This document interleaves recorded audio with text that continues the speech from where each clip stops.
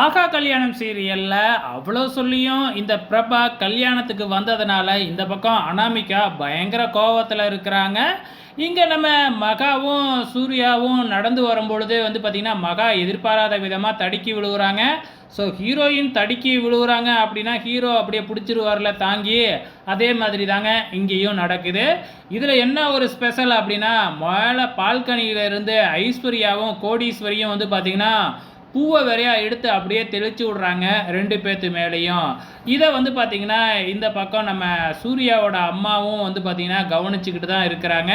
இருந்தாலும் அவங்க ஒரு பக்கம் டென்ஷனாகவே இருந்துக்கிட்டு இருக்கிறாங்க. இங்கே ரொம்ப நாளைக்கு அப்புறம் மதன் பார்த்தீங்கன்னா கௌதமுக்கு ஃபோன் பண்ணி இந்த மாதிரி எனக்கு காசு வேணும் அப்படின்னு சொல்லி திரும்பி கேட்க ஆரம்பிக்கிறாப்புல.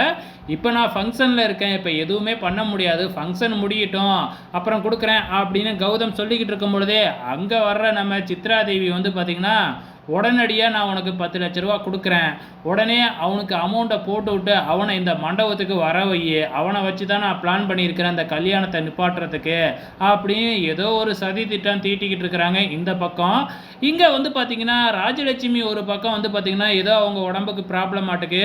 ஸோ அதை இப்போ சொன்னால் பார்த்தீங்கன்னா எல்லாருமே டென்ஷன் ஆகிடுவாங்க, நம்ம எதுவுமே சொல்ல வேணாம் அப்படின்னு சொல்லிட்டு பார்த்தீங்கன்னா ராஜலட்சுமி ஒரு பக்கம் பரிதவிச்சுக்கிட்டு இருக்கிறாங்க. இந்த பக்கம் அனாமிகாவோட அப்பாவுக்கு யாரோ ஃபோன் பண்ணி ஏதோ அமௌண்ட்டு கேட்டுக்கிட்டு இருக்கிறாங்க.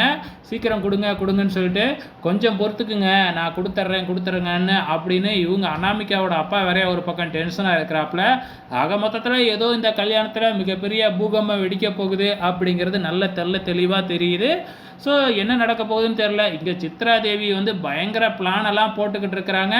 இந்த பக்கம் பிரபா பார்த்திங்கன்னா அப்படியே ஒரு மாதிரியாகவே இருந்துக்கிட்டு இருக்காங்க இல்லையா, அதுவும் பார்த்திங்கன்னா இந்த சித்ராதேவிக்கு ஒரு சந்தேகமாக இருக்குது.